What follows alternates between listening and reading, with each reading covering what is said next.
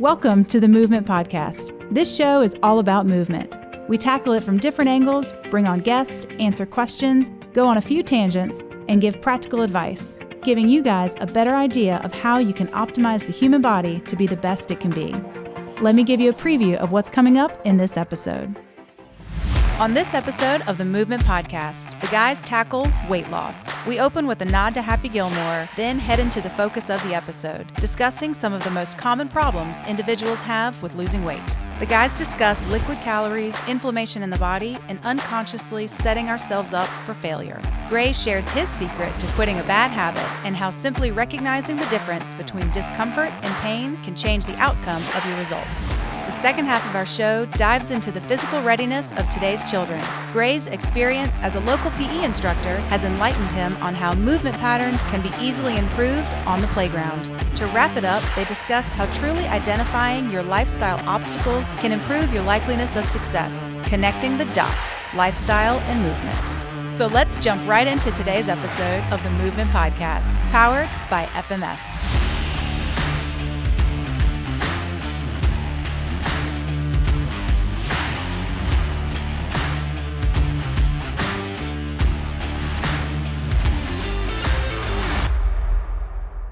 All right, Lee, why do you think that they don't use the Happy Gilmore swing at tour events? There's nothing in the rule book says you cannot run up to the ball and stripe the hell out of it. So, you got a background in sports. You understand a little bit of biomechanics. What the hell?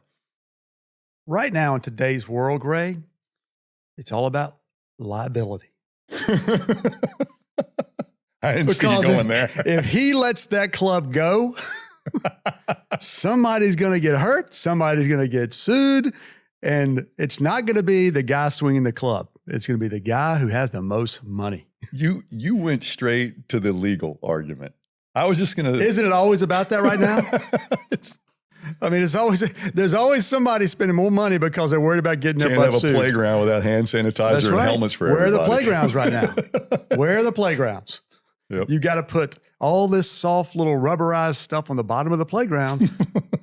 Didn't have that about 30 years ago. Our dads were like, if they fell out of the tree and their eyes aren't crossed, dust them off and throw them back in the fight. We're resilient back then. Yeah. You fall down, you get up, whatever.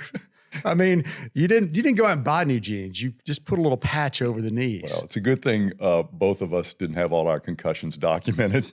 Or a lot of people maybe double check our advice. I expect a lot of people think you're running around with a couple of concussions right now. Think of what I could have been. Just got to let me just hit you in the head a couple more times, see if we can line it back up. It doesn't get better ever. It gets worse.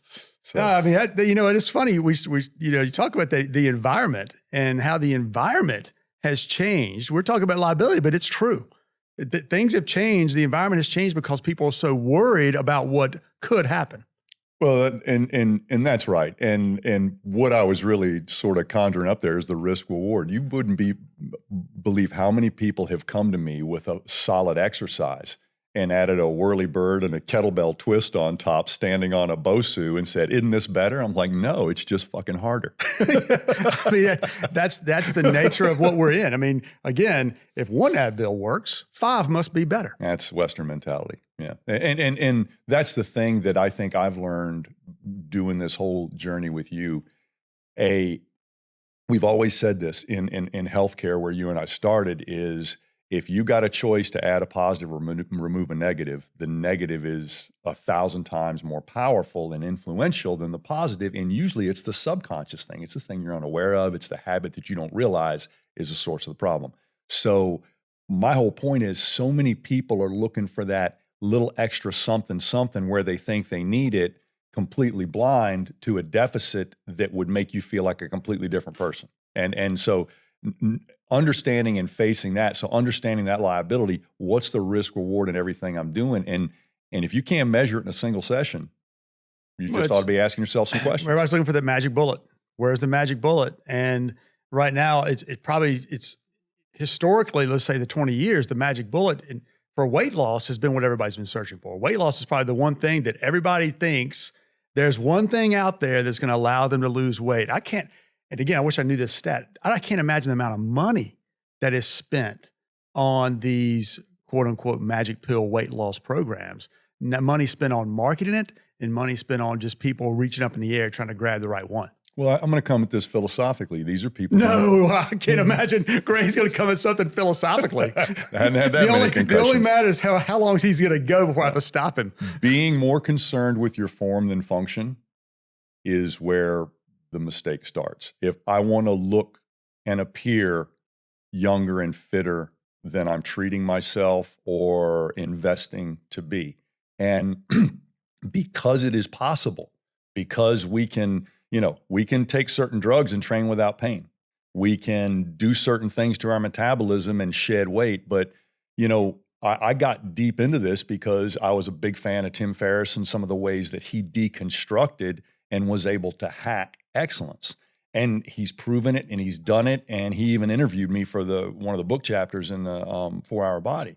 But the thing that I think we need to understand is even though there's a recipe for getting good at something, it is usually not sustainable if you get there fast and if you don't let the way sort of sand down your edges and make you become self-aware at every stage. So there are ways to fast track you to a high-performing place or a good weight thing. But most of the time, if you didn't learn to change your behavior on the way, and if you didn't learn to be more sensitive to those negatives and positive along the way, it's not sustainable. It's going to cost you a lot to hold on to something that should be a natural state of awareness. So, right. I mean, that's the, when what you started with, Gray, was talking about really remove the negative. And again, weight loss is probably the one thing where everybody's searching for that magic pill that they don't look at changing their behavior. And changing the behavior starts with thinking about things that are in your life that are actually hurting you. All right, let me pitch out some to you. If you've got pain with movement, then you're probably tolerating more cortisol in your system than you need, and that's crashing your metabolism in a few different ways, including changing behavior. You might binge eat, you might drink to feel better, you might do a lot of things, but if you got pain with movement, you already got a strike against you when you're trying to maintain your weight. I think Dan John even commented. All right, so when you say you got pain with movement, trying to maintain your weight, why? Because you can't move well? Well, it's not just that. Half the people are tolerating the pain, creating cortisol. The other people are What does cortisol do? Cortisol is basically a stress hormone that will actually cannibalize the metabolism and put you in more of a sympathetic state. It will cause you to fatigue quicker. What is the sympathetic state? Sympathetic state is fight or flight. And we should spend, that's the whole key behind intermittent fasting, is so we will keep a more homeostasis metabolism and in our rest and regeneration. And as we age, we don't eat as much food. You need a little bit more time to regenerate and a little less time to feed. When you're growing 3 inches a year as a sprouting kid, you can't walk by the fridge without emptying out half of it. So basically what you're saying is by having pain in your system, your body's already recognized you got a problem. So it's not going to let you do certain things you would normally be able to do. So when all that happens, systemically, chemically, something in your body, cortisol, is basically forcing your changes in your metabolism, which makes you gain weight. Yes. Ultimately, you either do less or cause more pain. Both end up with a behavior that's probably going to send you into overweight or obesity and probably cause some insulin sensitivity. When we're in pain and stressed out, we go for the sugars, we go for the carbs, we go for the foods that create endorphins, and those are usually the ones that are prepackaged and bad for you. And people always ask, this NFL player or person who played college football at a high level, after they stop playing college football or the NFL, they balloon up. Well, it's not because they're not eating right. It could be because they're all screwed up and have a lot of pain.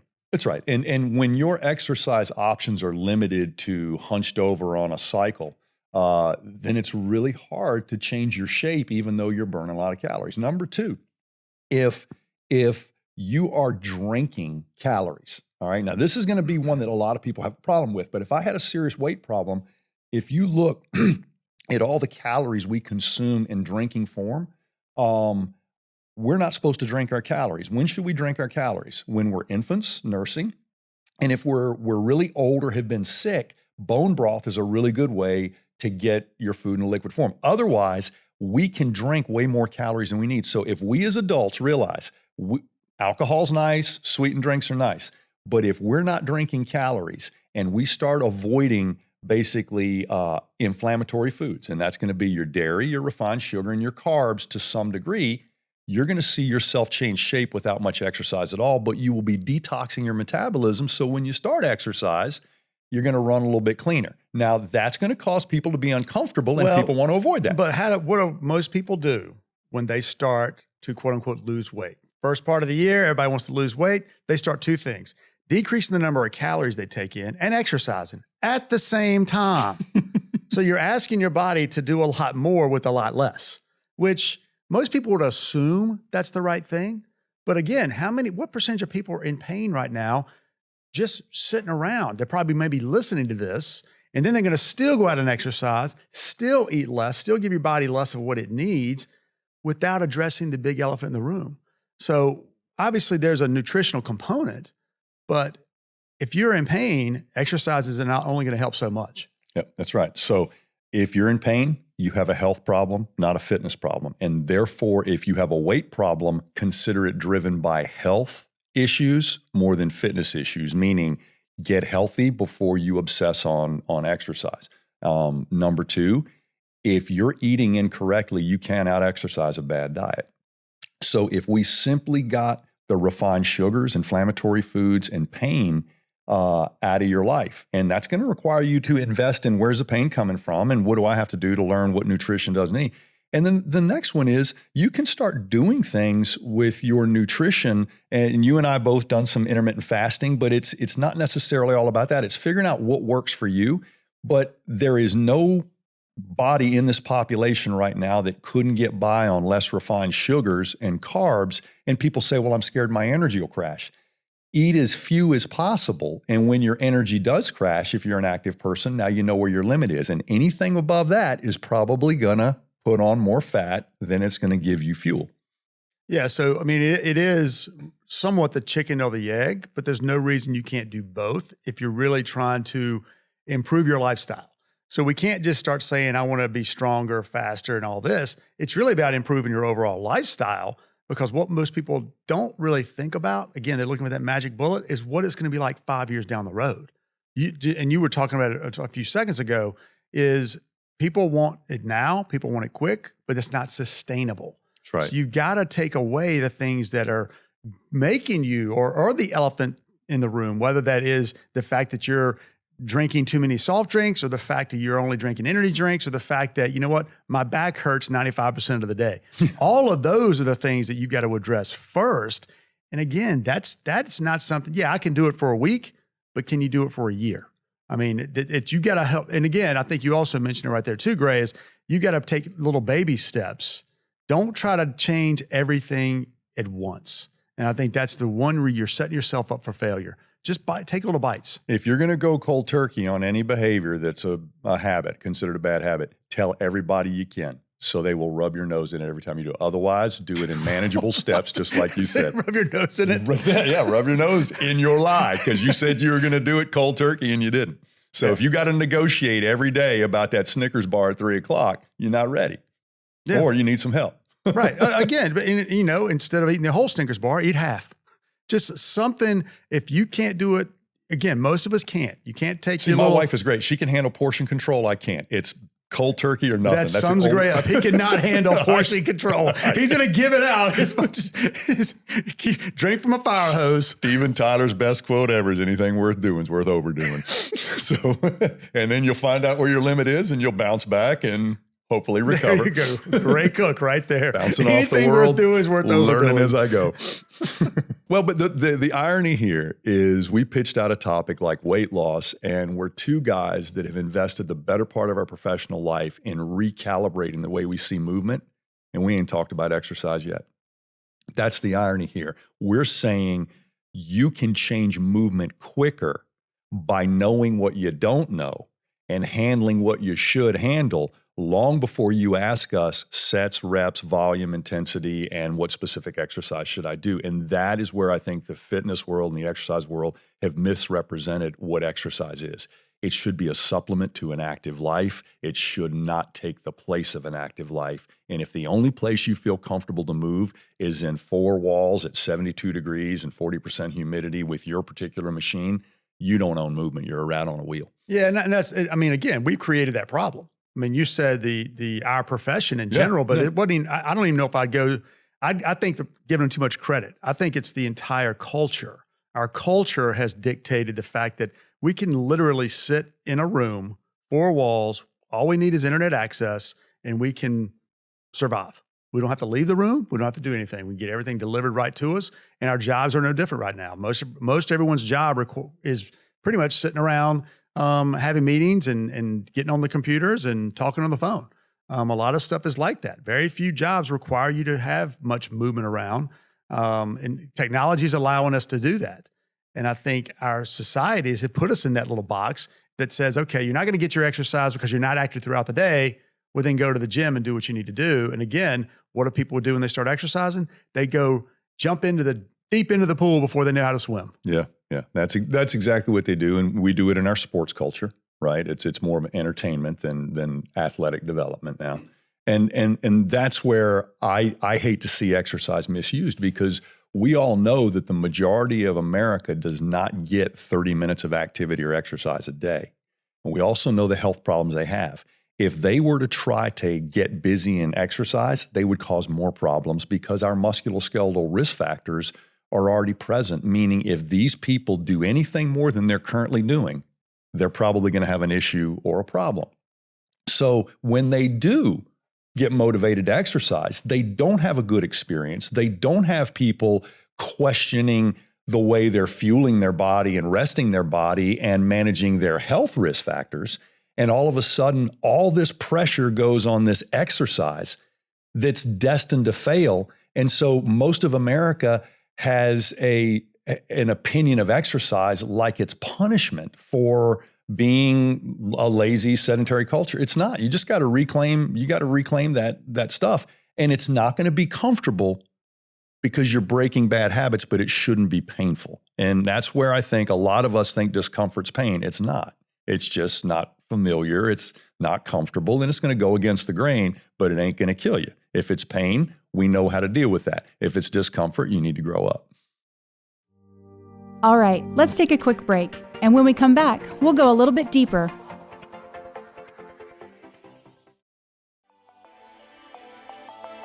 FMS1 is designed for fitness, healthcare, and performance professionals who are looking to evaluate and understand how well their clients, patients, and athletes move.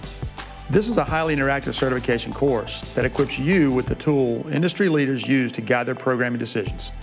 During this course, you will learn how the 7 fundamental patterns of the movement screen relate to and affect many of our daily activities, and how mobility, motor control, and functional pattern concepts play a role in the screening process. You'll be able to identify correct screening techniques and common mistakes so your screen results are consistent and reliable. The FMS1 learning environment consists of a movement lab, performing the screen with your peers, and engaging in screening demonstrations with your instructors. Are you ready to have a reliable tool that sets a movement baseline and provides a tight feedback loop to guide your programming decisions? Take a look at our upcoming courses and get started today. So, Gray, I noticed you're wearing some new slippers today. As usual, those seem pretty interesting. Well, they're zero drop. They're like the Merrill barefoot glove shoes, and I like it when I can outrun. Can you the say fourth Merrill graders. on the podcast? No. Oh, I can't. Unfortunately, We'll since I'm handle a it in business post. guy, don't say that unless we're getting paid. Brand Paid for X. by Merrill. Who's ever doing a deal with Lee this week? Is what I'm wearing. I got to give you those instructions. No, that this is didn't my get gym approved. shoes, man. When I was gym teacher at the elementary school, the fourth graders, man. Hold on. Going in there once a week for about a month is not a gym teacher. Dude, I got history over there, man. I do some good obstacle courses for those little kids. But anyway, I couldn't really get good traction on the floor, so these grip real good. Why don't you go barefoot? Well, sometimes I do, but sometimes I don't. Well, they're pretty nice looking. So I definitely agree that just wearing those on the gym floor would be appropriate. Well, good traction on the hardwood is very necessary, because the last thing we need to see is a bunch of fourth graders watching Mr. Cook go down. I'm not saying it couldn't happen. So what were you doing with those kids over there? What were you trying to, you weren't being philosophical, were you? No, I was in my head. You didn't catch that philosophical? That's not even a word. There's like 4 people going to Wikipedia right now wondering, is it Lee I Burton? know. I was just saying, did you catch it? I caught it and just let it go. There's too many other things I could pick on you for today.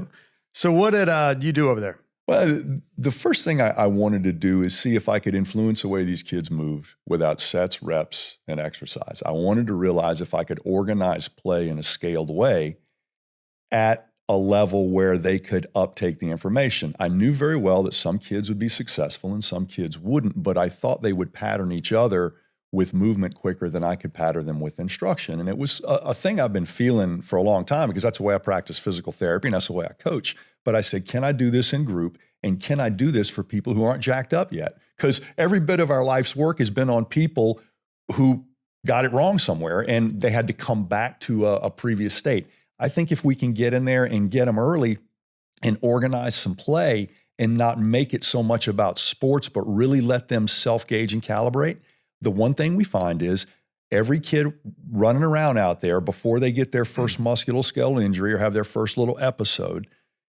has either got the brakes on a little too much or their brakes aren't calibrated and they don't stop them quick enough. And if we just have enough drills of start and stop, if we just have enough drills of balance and crawl, if we just have enough drills of rolling around, they will quickly figure out the areas of their movement that they don't own, but they will if you approach it without identifying it, meaning I see it, but I'm not calling the mistake out. They will pattern themselves in an impressive way. And when I borrowed the FMS staff twice at the beginning and end of the school year, Danielle and I had only had 1 day a week, less than 40 minutes with each group, and we changed their motor control screens and movement screens in a significant way. And it's not because of the day we spent with them, it's because of the challenge we created and what occurred in recess and after. Right, and you didn't go in there and try to give them a bunch of quote-unquote corrective exercises to do that. No, and you created an environment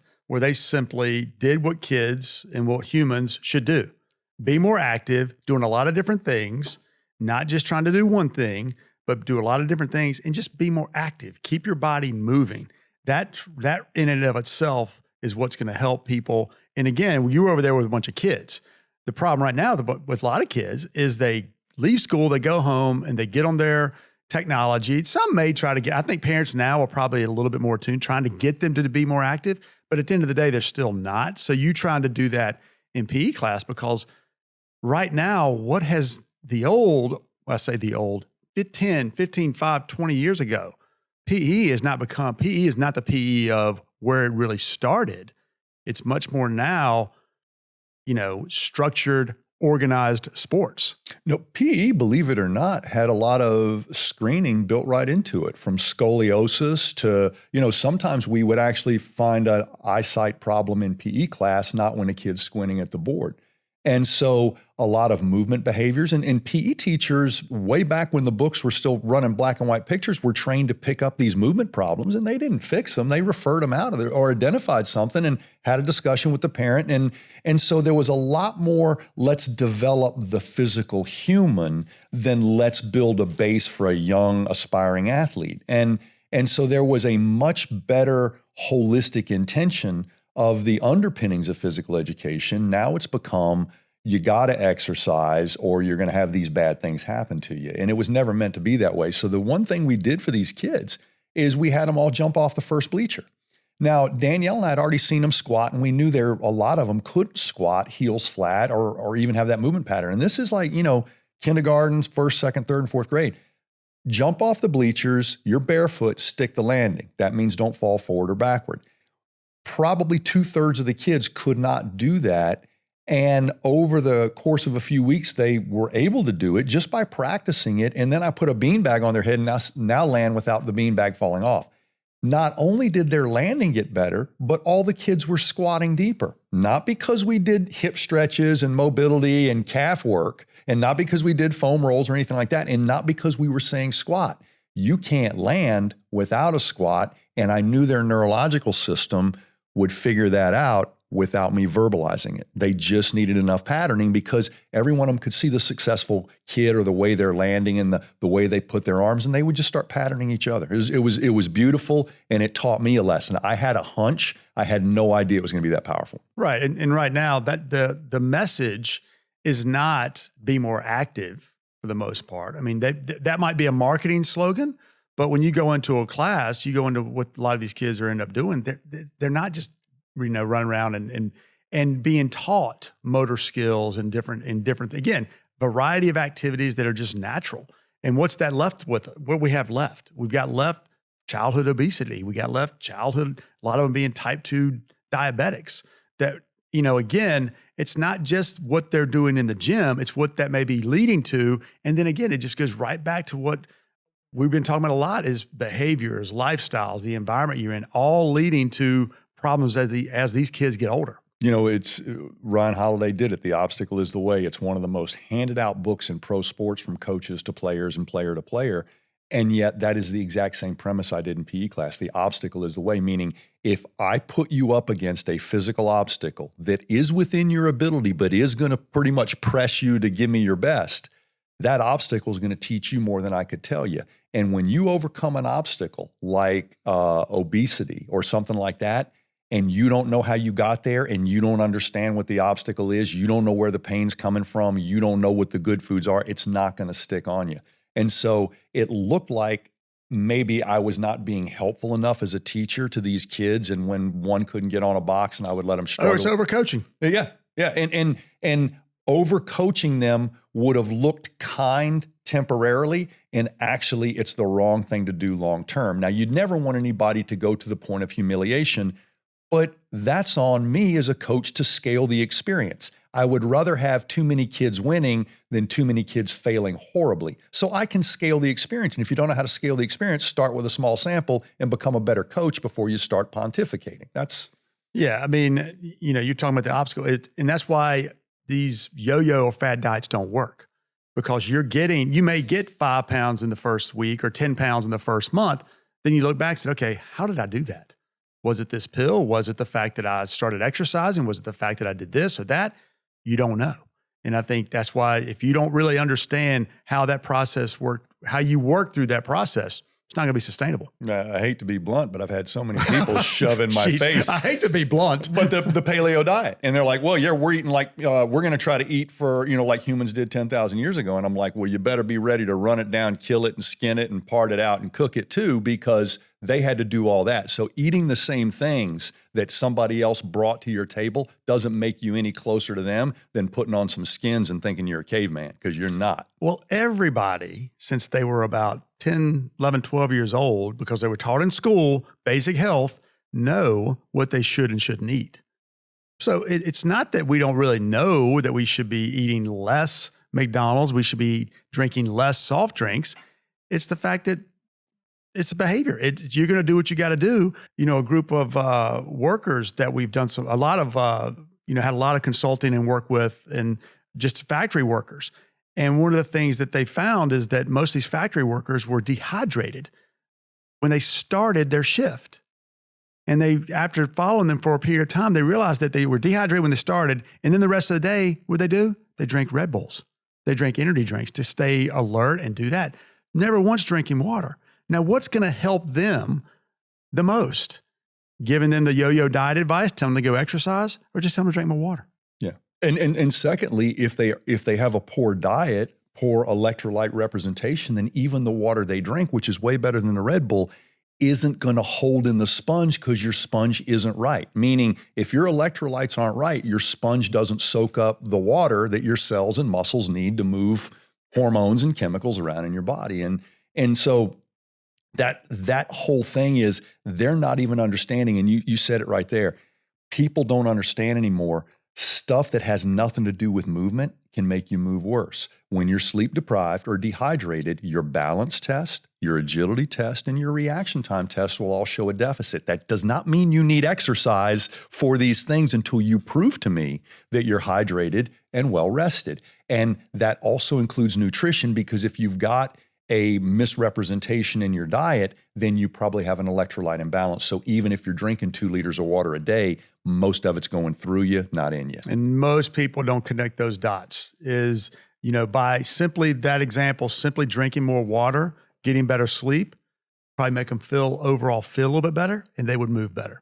And most people don't connect those dots. And that's what we got to start doing, connecting more of those dots. No, the practical play, and I think this is something I want everybody in our community here is, as long ago as I can remember in physical therapy, I would recommend some lifestyle changes and prolong somebody's next visit for physical therapy for 4 or 5 days, especially if I could do behavior modification to keep them from making their situation worse. But if they would follow the sleep and hydration and reduction of inflammatory food recommendation, we still had a problem, but it was 50% reduced and I could move a lot faster instead of trying to give them that advice and not showing them that I could measure a change before I ever suggested treatment or exercise. Thanks, guys. I just have a few questions for you. Gray, could you dive deeper into what you mean by an individual recognizing the difference between discomfort and what actual pain is? Yeah, I think anybody who's done a little bit of light stretching or even yoga realizes the first 2 moves you do don't feel like the moves you're doing when you're warmed up. And so that discomfort that you have first moving in a day or after hard workout should be expected. And if you move with integrity or do the right thing, it will get better. Whereas if you have pain or you have an effused knee, a swollen knee, or a sprained ankle, the more you do, the worse it's going to get. So if that question is still a little bit of a gray area for you, the one thing you need to consider is, if I do the right thing, does it immediately become tolerable or does it get worse? And if it gets worse, it's probably out of the scope of what you think you need to do for it. You need a pro to help you. For the parents listening at home who are with their kids, even more since schools are currently out, do you have any suggestions for them on how to increase their children's activity level or expose them to better movement awareness? We're the family that has the trampoline in the backyard and the bars to hang from and the ropes hanging from trees and stuff like that. And I realize everybody can't do that. That's just what our kids like doing.